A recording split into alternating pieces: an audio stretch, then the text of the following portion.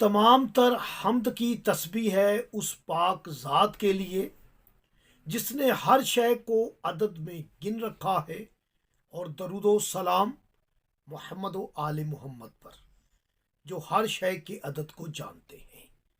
میں طالب علم حرف و عدد گلفام علی حسینی، اور آپ دیکھ رہے ہیں فیض حسینی۔ الحمدللہ، اللہ پاک کے حبیب کے جو نائب ہیں وہ 12 ہیں،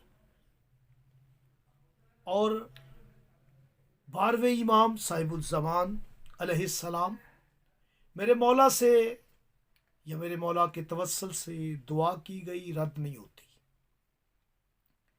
معرفت کے ساتھ دعا کیا کرے، مولا کو پکارا کرے،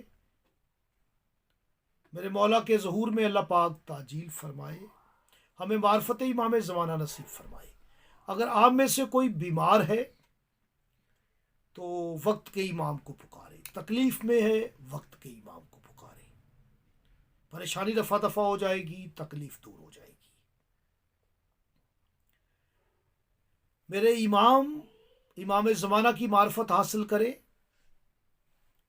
ہماری کل کلاس ہوئی ہے سورہ بقرہ کی آیت نمبر 2، ذالک الکتاب لا ریب فیہ ھدی للمتقین پر۔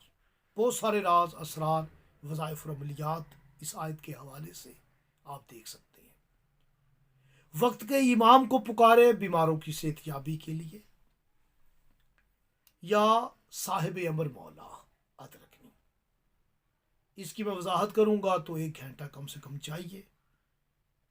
عمل ہدیہ کرنا مقصد ہے، صاحب امر مولا یہ پڑھنا ہے آپ نے، یا صاحب امر مولا ادرکنی پڑھنا ہے آپ نے 50 مرتبہ۔